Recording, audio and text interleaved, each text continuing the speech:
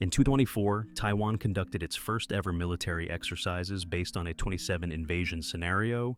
This was Taiwan's response to what it perceived as a realistic threat of military invasion by China. So why 27? In October 22, around the time of the 20th National Congress of the Communist Party of China, where Xi Jinping was confirmed for a third term, a certain analysis emerged, mainly in the US media. This is information that President Xi Jinping has clearly instructed to complete preparations for an invasion of Taiwan by 27. In April 24, Admiral John Aquilino, commander of the US Indo-Pacific Command, stated at an official event that President Xi Jinping has ordered that preparations for an invasion of Taiwan be completed by 27. This statement goes beyond a mere warning and suggests that there is substantial evidence of strategic change within China. In addition, in his New Year's address on January 1, 2024, President Xi Jinping reiterated that the reunification of Taiwan and China is inevitable. With such statements continuing to be made, the scenario of a Chinese invasion can no longer be considered a mere hypothetical concern. However, despite this sense of urgency, there are also analyses that suggest that China cannot possibly invade Taiwan. In this section, we will discuss why China cannot easily invade Taiwan. In terms of military power alone, China has an overwhelming advantage over Taiwan. According to the Global Firepower Index, China is the world's third largest military power, while Taiwan is ranked 24th. Given this significant disparity in military strength, it may seem that China could easily occupy Taiwan by force. But the reality is not so simple. This is because China's invasion of Taiwan is not a simple war between two countries, but a serious issue that affects the entire international security order. Above all, the fact that the United States, the world's strongest military power, supports Taiwan is a very important variable.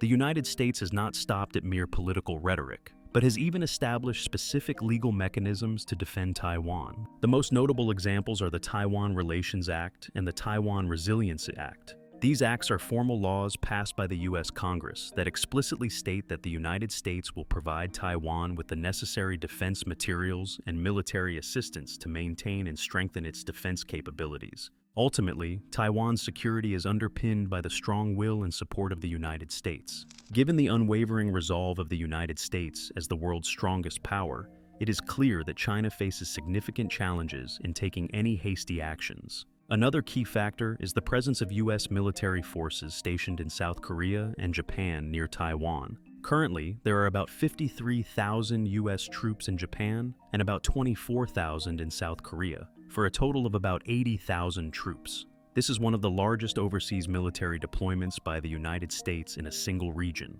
In addition, the United States has strategically deployed troops throughout Asia, including Guam and Singapore, all of which are in close proximity to Taiwan. Ultimately, this means that U.S. troops stationed in neighboring countries could quickly intervene if China were to invade Taiwan. Moreover, the United States is not the only country that could respond to a Chinese invasion. Several U.S. allies near Taiwan are also likely to intervene. First, Japan has long-standing tensions with China over territorial disputes, including the Senkaku Islands. In addition, the Philippines, which is engaged in a territorial dispute with China in the South China Sea, and Australia, which is pursuing the introduction of nuclear-powered submarines amid diplomatic tensions with China, are also cited as countries capable of exerting a strong deterrent against a potential Chinese invasion of Taiwan. Of course, it is impossible to say definitively whether these countries will actually take military action. But from China's perspective, they undoubtedly represent a threat that cannot be ignored and a strategic liability. Even without direct support from the United States and its allies, Taiwan is by no means an easy opponent. Taiwan has highly capable countermeasures against Chinese airborne troop infiltrations. If China were to send troops to infiltrate Taiwan, Taiwan has the military power to surround and destroy them. In addition, Taiwan has consistently strengthened its military capabilities over the years to prepare for the possibility of a military conflict with China, in addition to receiving military assistance from the United States. Despite its small land area, Taiwan's military is highly specialized and is believed to have modernized a significant portion of its weaponry. Geographical factors also play an important role in the analysis that a Chinese invasion of Taiwan is difficult. Taiwan is an island nation, so China would have to use its navy and army to conduct an amphibious operation to occupy it.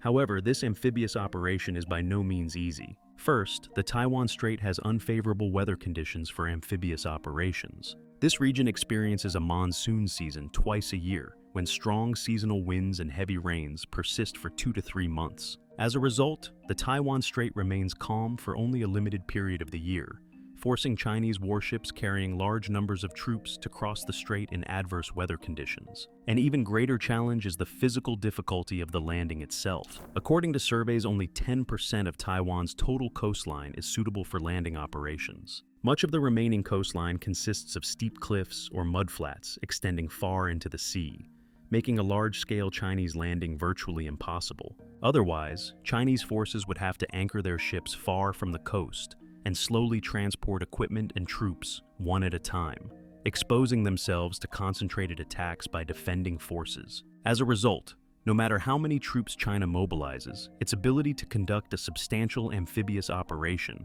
would be severely limited. Another aspect worth noting is the geographical constraints surrounding the Taiwan Strait. China has no access to the sea to the west, and Russia lies to the north and northeast, leaving the east as the only direction for maritime expansion. The problem is that the Eastern Sea area is occupied by U.S. allies and pro-American countries. While Taiwan may appear isolated on a map, in reality, Japan's islands extend southward in a long chain. Among them, Ishigaki Island, the southernmost point of Japan, is very close to Taiwan, making it appear that Japan and Taiwan are connected by a continuous line in the sea. Because of these geographical characteristics, China faces significant constraints in its maritime expansion to the east. There is also the possibility that a forced invasion of Taiwan could lead to China's isolation at sea. Meanwhile, some argue that even if Taiwan strengthens its military capabilities and defensive posture, once China lands on the Taiwanese mainland, the military power gap could render Taiwan's defenses ineffective. However, the geographic features, difficulties in maritime access, and weather conditions discussed earlier clearly demonstrate that it would be extremely difficult for the Chinese military to actually set foot on Taiwanese soil. Ultimately, all of these factors, geography, climate, and maritime access, make a Chinese invasion extremely difficult. Experts point to economic issues as the primary reason why China has yet to launch an invasion, despite its ongoing military simulations targeting Taiwan. The most common motive for one country to invade another is economic gain, which stems from the desire to secure markets, resources, trade routes, and manpower. At present, China is also facing a complex structural crisis, including an economic downturn, a real estate slump, and an aging population, and is in dire need of a new breakthrough for economic recovery. In this context, some experts analyze that China could promote semiconductor-centered economic growth by occupying Taiwan. Taiwan is a technological powerhouse that virtually dominates the global semiconductor supply chain. In particular, Taiwan accounts for more than 90% of the world's production of cutting-edge semiconductors, which are essential for next-generation industries such as AI, 5G, and electric vehicles. While China is also developing its domestic semiconductor industry, its current technological capabilities lag far behind Taiwan's. As of 2023, China imports approximately $350 billion worth of semiconductors from Taiwan, an indicator of China's high technological dependence on Taiwan. Given the critical importance of securing semiconductors to China's economy and industry, what would happen if China were to attack Taiwan by force?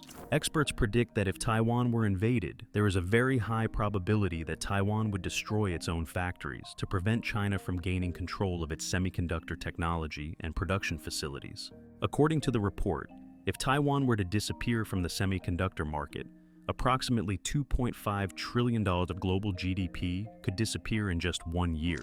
This could cause unprecedented global economic turmoil, and China would not be immune to the shock. China has recently invested massive amounts of its defense budget in developing cutting-edge military drones and missiles to show off its military technology to the world.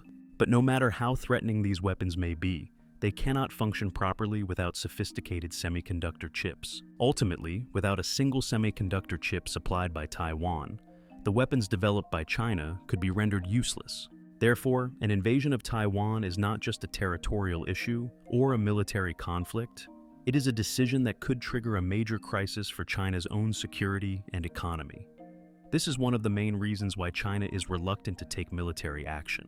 Ultimately, An invasion of Taiwan is not an issue that can be resolved by a simple military operation. The risks that could backfire on China on all fronts, military, economic, and diplomatic, are simply too great. What China needs now may not be military confrontation, but strategic patience to build an international order favorable to its interests. That is why we must continue to closely monitor China's choices in the future.